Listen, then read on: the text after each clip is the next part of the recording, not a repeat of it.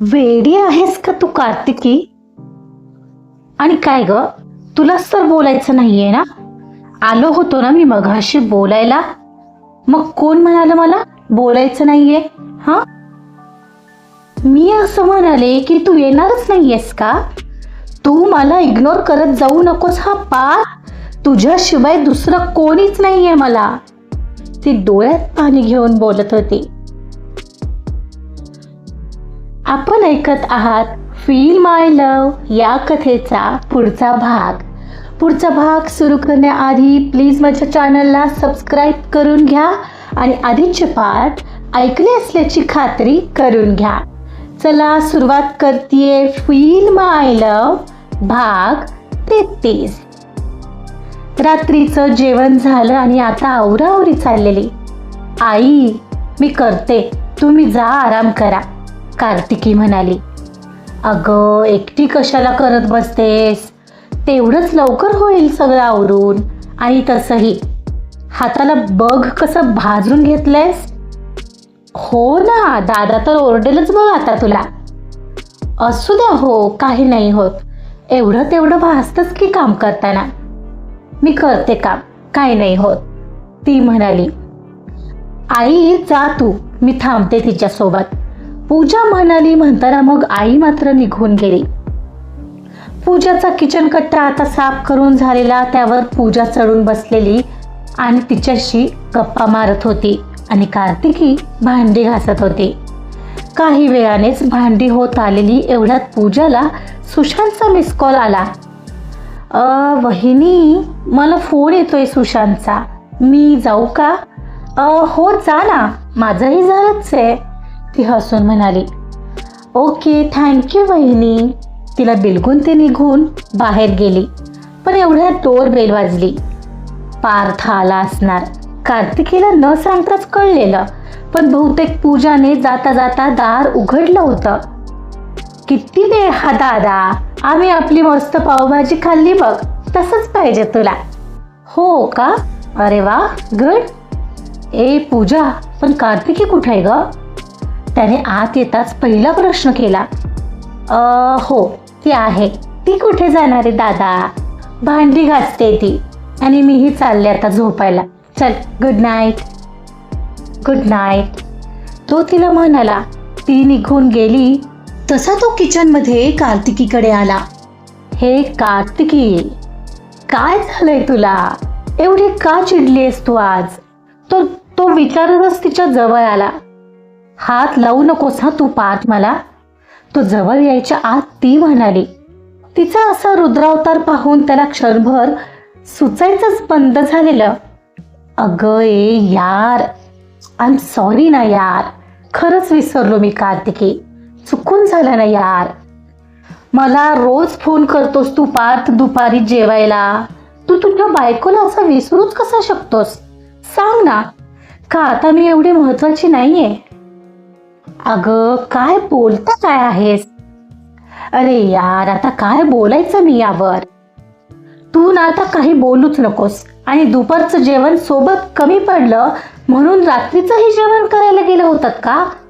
नाही, मान्य आहे ती क्लायंट आहे आणि ती कंपनीच्या दृष्टीने महत्वाची सुद्धा आहे, पण म्हणून. अगं कार्तिकी, मी डिनरला जाणार नव्हतो ग, पण एक मुलगी सोबत आहे, मग काय? नाही कसे मानू शकता ना तुम्ही जेंट्स? आणि इथं तर कंपनीचं काम आहे. नाही, पण मला माहिती आहे ना, मुली क्लायंट आल्या की तू मला जरा जास्तच इग्नोर करतोस. ही दुसरी वेळ आहे. आणि काय रे, कधी मला घेऊन गेलेस का असं बाहेर जेवायला? पण नाही, मी आता बोर झाले असेल ना तुला. अगं तू वेडी आहेस का कार्तिकी? काही काय बोलतेस? त्याला आता हसू येऊ लागलेला. बघ, म्हणजे आता तुला याचं हसू येत आहे? हसण्याची गोष्ट आहे काही पार? ठीक आहे ना, मला तुझ्याशी बोलायचंच नाहीये. हसू नाही तर काय करू? अरे तू आता काहीही बोलते आहेस. अगं त्या अनयने अडकवलं मला. त्याला तिच्यासोबत जायचं होतं डिनरला, पण त्याच्या एकट्याला तिला मॅनेज करणं जमलं नाही, म्हणून त्याने मलाही सोबत घेतलं. तू समजतेस तसं काही नाहीये. आणि आधी मला सांग, तिच्यासोबत गेलो म्हणून तुला राग आलाय का तुला कधी घेऊन गेलो नाही म्हणून राग आलाय? नक्की काय? मला तुझ्याशी बोलायचंच नाहीये म्हणून ती हात पुसून सरळ तिथून सटकली. कार्तिकी, कार्तिकी थांब म्हणेपर्यंत ती गेलीही होती. ती वेळी जळते याने त्याला हसू येत होतं. तोही तसाच वर आला. वर येऊन पाहतो तर ती ब्लँकेट ओढून झोपलीही होती. तो शांतपणे त्याची बॅग ठेवून फ्रेश व्हायला गेला. तो बाथरूम मध्ये फ्रेश होत होता आणि गाणं गुणगुणत होता. सवेरों का मेरे तू सूरज लागे, तू मेरा कोई ना हो के भी कुछ लागे. आणि तिला वाटत होतं त्याला ती बोलत नाहीये तरीही काहीच वाटत नाहीये. तो मस्त एन्जॉय करतोय पाहून तिचा तिळपापड होत होता आणि सोबत हर्टही होत होता. काहीच वेळाने तो फ्रेश होऊन बाहेर आला आणि तिच्या मागे न लागता तिथेच बाजूला बेडवर जाऊन बसला. आधी तर ती बोलायचं नाहीये असं काहीतरी बोलली होती, पण तिला मात्र त्याने येऊन बनवावं असं वाटत होतं. पण तो त्याचं उद्याचं कामाचं प्लॅनिंग लॅपटॉपवर करत बसलेला. ते पूर्ण झाले की तो तिच्याकडेच येणार होता, पण एवढ्यात त्याला तिच्या मुसमुसण्याचा आवाज आला. त्याला क्षणभर वाटलं ती रडतेच आहे. मग मात्र त्याने हाताचा लॅपटॉप पटकन बाजूला ठेवला आणि सरळ तिच्या बाजूला सरळ तिला स्वतःकडे वळवलं. पाहतो तर तिचे डोळे पाण्याने डबडबलेले. ए, तू मॅड झालीस का? हे काय? तिचे डोळे पुसत त्याने विचारलं. जा यार तू पार्थ, तू बोलू नकोस माझ्याशी. आता तुला काहीच वाटत नाही ना? सगळं संपलंय. आणि हे कोणी ठरवलं? तुला येऊन मला मनवावं सुद्धा वाटत नाहीये. मग याचा दुसरा अर्थ काय आहे सांग ना. अगं काम करत होतो उद्याचं कार्तिकी. तू वेडी आहेस का जरा? आणि तुलाच तर बोलायचं नाहीये. आलो होतं की नाही मी मगाशी बोलायला, मग कोण म्हणालं मला बोलायचं नाही? हा, अच्छा, म्हणजे मी असं म्हणाले की तू येणारच नाहीयेस का? तू मला इग्नोर करत जाऊ नकोस हा पार्थ. तुझ्याशिवाय दुसरं कोणी नाहीये मला. ती डोळ्यात पाणी घेऊन बोलली. तसं त्याला हर्ट झालं. अगं पण असं होईल का कधी? तुझ्याशी न बोलता राहू शकतो का मी? तुला इग्नोर तरी कसा करेन? अगं मी खरंच दुपारी कामाच्या गडबडीत विसरलो. सॉरी ना यार. म्हणत त्याने तिच्या कपाळावर अलगद ओठ टेकवले. तू ना काहीही विचार करत आहेस कार्तिकी. वेडी आहेस अगदी. तिच्या बटरनं मागे सारत तो म्हणाला. हो मी वेडी आहे, कारण तू फक्त माझा आहेस हा पार्थ, आणि आता कोणाला गमवायचं नाहीये मला. ती त्याला जवळ ओढत बिलगली. तू ना कार्तिकी, तू खरंच वेडी आहेस. तुला बहुतेक कळालंच नाहीये तू माझ्यासाठी काय आहेस. आणि काय ग असा विचार करतेस तू? मग मी आजारी होतो तेव्हा कुठून एवढी हिंमत गोळा केली होतीस आणि मलाही तर दिलेलीस. माझी एवढी स्ट्रॉंग बायको आज अशी मुळमुळ रडते, मला अजिबात पटत नाहीये बुवा. तो बाजूला होत एक बाजूला कलंडला आणि तिच्या डोळ्यात पाहत विचारू लागला. मला नाही माहीत, पण तुझ्या समोर हिमतीचा बुरखा पांघरलेली असले तरी एकांतात खूप रडले मी. क्षणाक्षणाला हीच भीतीची टांगती तलवार असायची की तुला काही होणार तर नाही ना. ते दिवस आठवूही वाटत नाही पार्थ. तुझे गळणारे केस, तुला होणारा त्रास पाहून मीही त्या प्रत्येक क्षणाला इतकं हतबल फील केलंय की बस. ती तुला हरवण्याची भीती आता मला कल्पनेतही करवत नाहीये. तिच्या डोळ्यातून पुन्हा एक अश्रू बाहेर पडला. कार्तिकी, त्याने तिला इतकं इमोशनल झालेलं पाहून प्रेमाने हाक मारली. तशी ती त्याच्या मिठीत शिरत म्हणाली. मला इग्नोर नको करत जाऊस पार्थ. मला नाही सहन होत. सहन होत नाहीये का जळते आहेस कार्तिकी?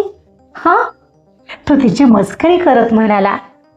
पार्थ, मी ना मारेन आता तुला जास्त काही बोललास तर. ती लटक्या रागाने म्हणाली. मग काय? आणि हो म्हणजे हो, मागच्या वेळी मी जाणून बुजून केलं होतं तुला इग्नोर ऑफिसमध्ये ज्यावेळेस ती क्लायंट आली होती, पण आज खरंच बिझी होतो ग मी. अच्छा, म्हणजे खरंच तू त्यावेळेस मला इग्नोर केलं होतंस ना? मला वाटलेलंच. किती वाईट आहेस रे तू. ती त्याला हलकेच फटका मारत म्हणाली. हो मग काय, मीच का तुझ्या मागे लागायचं आणि माझी किंमत कमी करून घ्यायची? तो हसला. हो का, आगाऊ कुठला. ती त्याच्या छातीवर हाताची मूठ हलकेच मारत आता कुठं हसत बोलली. आणि काय म्हणालीस मगाशी मला? तुला घेऊन बाहेर जात नाही जेवायला, हो ना? हो मग काय, कधी विचारलंस का तरी मला?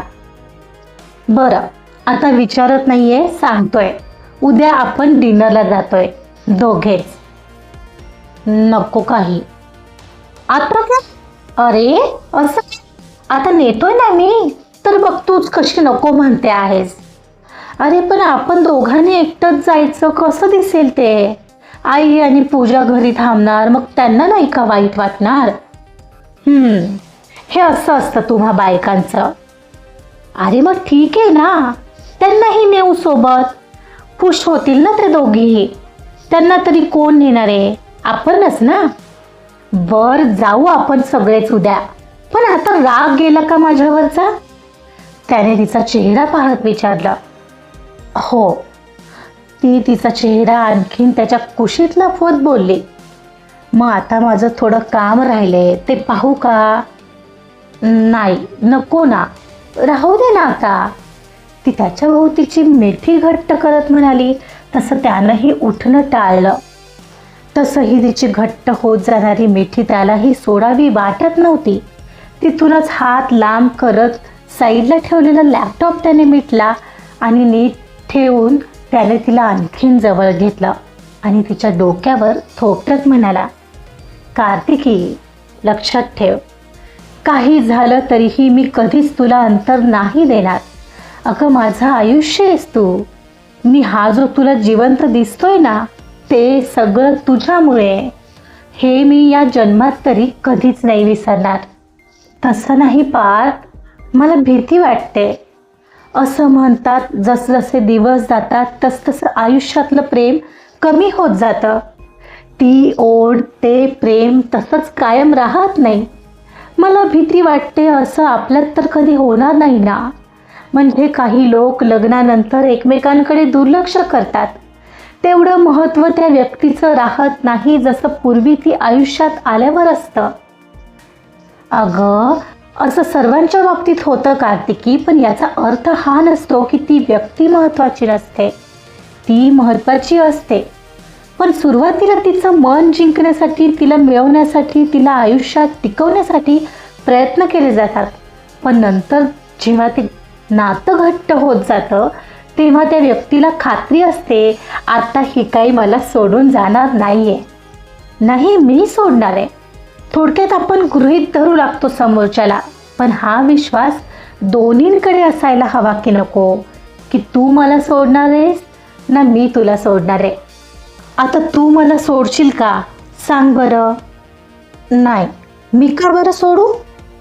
मग विचार कर, मी माझ्या बायकोला का सोडेल, जी माझी ड्रीम गर्ल आहे, जिच्यासाठी मी जवळजवळ 5 वर्ष वाट पाहिली आहे. ती मला आज भेटली आहे, जिच्यामुळे मी आज हे जग बघतोय. ती माझ्यासाठी किती स्पेशल असेल. तो तिच्या भोवतीची मिठी घट्ट करत म्हणाला. ती मात्र त्याचं असं मनवणं पाहून त्याच्या उत्तरोत्तर घट्ट होत जाणाऱ्या मिठीत विरघळत होती. दुसऱ्या दिवशी सकाळी कार्तिकीला जाग आली, पण पार्थला मात्र अलार्म वाजून गेलेलाही कळला नव्हता.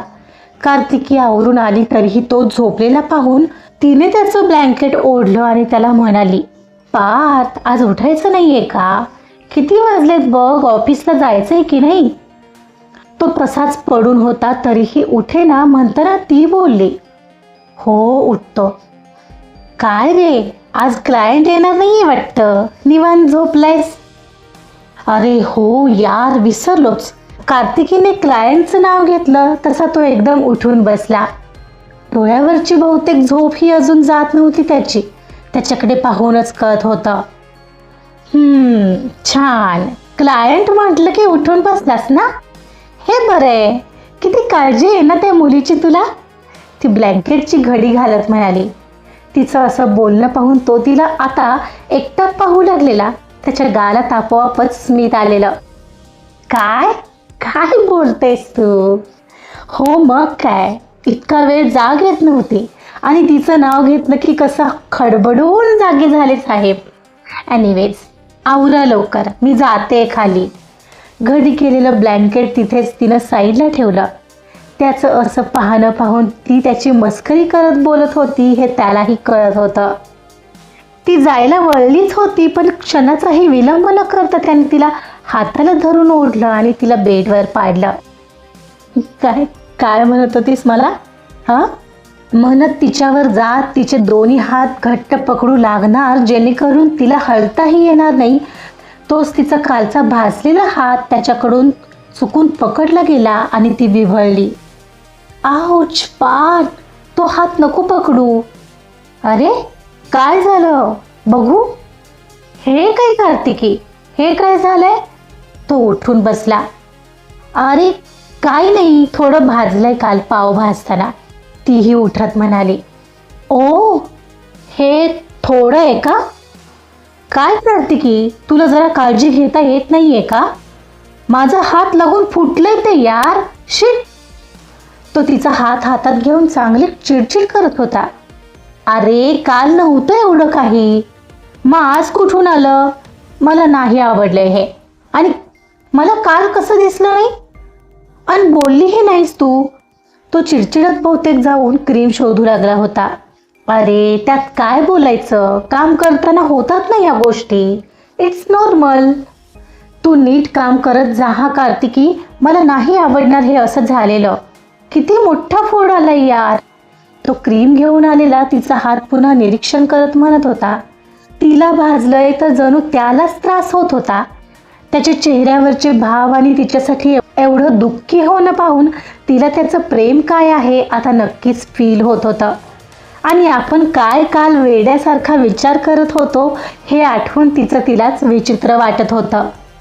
क्रीम लावू का नको करत त्याने अलगद बोटाने तिच्या हातावर ती पसरली. मध्येच त्यावर फुंकरही घालत होता. तरी जस्ट टच झालेलं, एवढं नव्हतं अरे काल, ती शांतपणे म्हणाली. काय एवढं नव्हतं? तू बोलू नकोस अजिबात, पण तुला जराही काळजी घेता येत नाहीये का? जा आता आवर. तो पुन्हा मोठ्या आवाजात तिला म्हणाला आणि तो क्रीम ठेवायला गेला. त्याची आत्ताची चिडचिड आणि वाढलेला आवाज पाहता ती थोडी रडवेली झालेली. त्याची इतकी चिडचिड पाहून तिला मात्र त्याच्या मिठीत जाण्याची आवश्यकता वाटत होती. तिनं त्याला इतकं चिडलेलं पहिल्यांदाच पाहिलेलं, पण अशा वेळी त्याला शांत कसं करायचं हे काही तिला सुचत नव्हतं. पार्थ, तो बाथरूममध्ये निघालेला पाहून तिनं त्याला खूप प्रेमाने आवाज दिला. काय आता? तो आताही चढ्या आवाजात तिथेच वळून म्हणाला. तू इतकी चिडचिड नको ना करू पार्थ, मला वाईट वाटतंय. ती त्याच्या समोर जात म्हणाली. मग काय करू? मला ते आठवलं तरी राग येतोय. माझाच हात लागला यार, दुखत असेल ना तुला? इट्स ओके ना, औषधही तूच लावलंयस की. आय एम सॉरी, पण हळू काम करत जा ना यार, बघवत नाहीये ते. तो आता तिला केविलवाना होत म्हणाला. पाहतो तर तिने त्याच्यासमोर हात पसरले. तिला काय हवंय ते समजून त्याने शांत होऊन तिला जवळ घेतलं. तिच्या भोवतीची मिठी एक वार घट्ट करत बाजूला झाला. जाऊ आता, नाहीतर लेट होईल. तो आता अगदी शांतपणे म्हणाला. बरं जाऊ का आता, नाहीतर लेट होईल. तो आता अगदी शांतपणे म्हणाला तसं तिला बरं वाटलं. मी आहे खाली म्हणत तिनं त्याच्या गालावर किस केलं आणि ती खाली निघून गेली. तो मात्र क्षणभर तिच्या पाठमोऱ्या गेलेल्या आकृतीकडे पाहत राहिलेला आणि मग आवरायला निघून गेला. आपला हात लागून तिला लागलं या विचाराने त्याला हर्ट होत होतं. आवरून पाहत काहीच वेळाने खाली आला. तो आलेला दिसतात पूजा त्याला म्हणाली. ए दादा, ऐक ना, ही पत्रिका फायनल करतोय आम्ही. आम्हा तिघींनाही आवडली आहे. कशी वाटते बघ ना. आता तुम्ही तिघींनी फायनल ही केली आहे, मग मला काय विचारताय? फॉर्मॅलिटी म्हणून? हो, अगदी बरोबर. कार्तिकी हसतच बाहेर नाश्ता घेऊन येत म्हणाली. पण कार्तिकी, तू कधी घेऊन आलीस या पत्रिका? यार, मी तर काल विसरलोच, पार्थ म्हणाला. कालच येताना बहिणी घेऊन आलीये. You know, she is so smart, Puja म्हणाली. मग बायको कोणाची आहे? थँक्स हा कार्तिकी, पार्थ म्हणाला. हे घे पोहे, कसे झालेत सांग.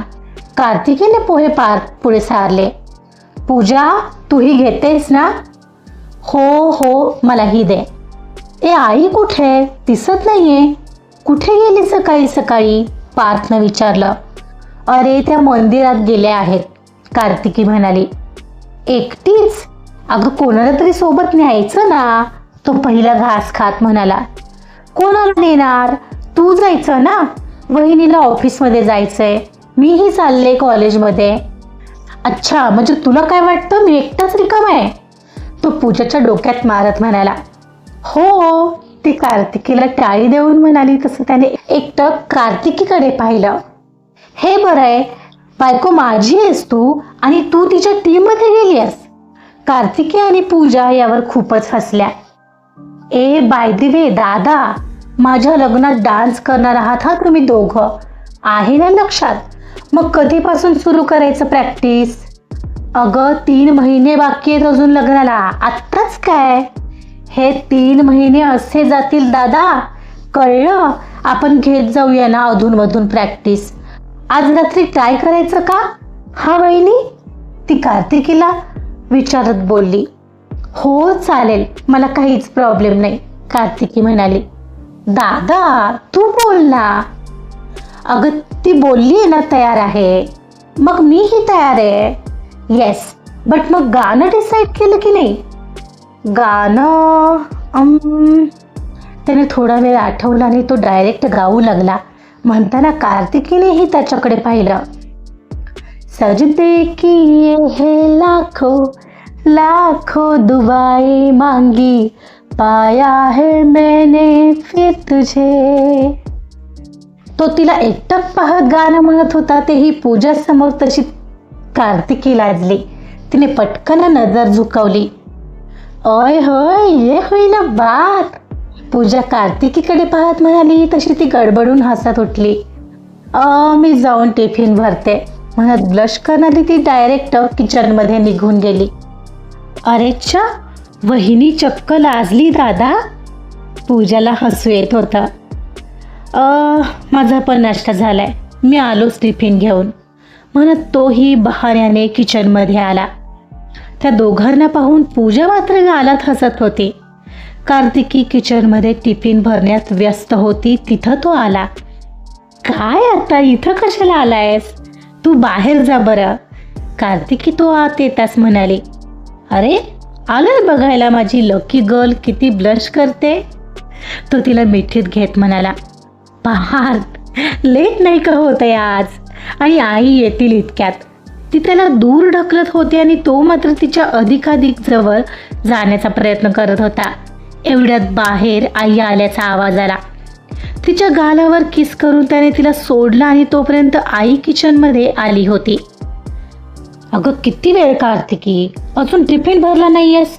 आधीच लेट झालाय, लवकर टिफिन भर बरं. कशी आहेस ग तू? तो उलट तिलाच म्हणू लागला. अरे, होतं एखादा दिवस इकडं तिकडं, काही नाही होत 1-2 मिनिटांनी, आई मध्येच बोलली. तिनं मात्र टिफिन भरता भरता तिरकस पार्थकडे पाहिलं तर तो हसत होता. मी बाईक काढतोय, तोपर्यंत लवकर घेऊन ये बरं टिफिन, म्हणत तो तिथून बाहेर पडला. कार्तिकीच्या चेहऱ्यावर आलेलं हसू मात्र जराही कमी होत नव्हतं. त्याचं असं मिश्किल वागणं तिला त्याच्या आणखी प्रेमात पाडायला पुरेसं होतं. पण नकळतच ती आता त्याच्या छोट्या छोट्या गोष्टींतून त्याचं असणारं प्रेम फील करत होती. आई, येते हा मी. हो ये, आणि जाताना फायनल केलेली पत्रिका ने हा आठवणीने. हो आई, म्हणत ती बाहेर आली. पूजा, तुझा हा टिफिन. तिने पूजाचा टिफिन तिच्याजवळ दिला. थँक्स वहिनी. वेलकम, म्हणत हॉलमध्ये TV जवळ येत कार्तिकीने फायनल केलेली पत्रिका घेतली आणि ती घराबाहेर पडली. पार्थने ऑलरेडी बाईक काढलेली. दोघांचा टिफिन आणि तिची बॅग घेऊन ती आली. पार्थ, तुझा टिफिन. अगं राहू दे तुझ्याजवळच. असू दे, पुन्हा आज लंच टाईममध्ये विसरायचं नाही आहे मला, नाहीतर पूर यायचा इथे घरी. तो बाईक स्टार्ट करत म्हणाला तसं तिने त्याला फटका मारला आणि त्याच्या पाठीमागे बसली. दोघंही ऑफिसमध्ये जायला निघाले. प्रेम हे असंच छोट्या छोट्या कृतीमधून दिसत असतं. तिला आठवलं, अश्विन कधीही तिला मनवायचा नाही, तीच त्याला नेहमी मनवायची. पार्थचं प्रेम मात्र नितळ आणि पारदर्शक होतं. जे डोहात आहे तेच खोलपर्यंत तळातही दिसत होतं. त्यात खोटेपणा हा नव्हताच. अश्विन मात्र वर एक दिसायचा आणि तळ तर त्याचा कधी तिला दिसलाच नव्हता. पण पार्थच्या आयुष्यात येण्याने मात्र तिला आपण खूप भाग्यवान आहोत असं वाटू लागलं होतं. आजचा भाग इथंच संपलेला आहे. पार्थ, पूजा, कार्तिकी यांची हलकी फुलकी मस्ती या भागात ऐकायला कशी वाटली आपल्या कॉमेंट्समधून नक्की कळवा. बघूया काय होतंय पुढील काही भागामध्ये. ऐकत रहा फील माय लव. कथा आवडत असेल तर प्लीज लाईक करा, सबस्क्राईब करा आणि शेअर सुद्धा करा. Thank you so much.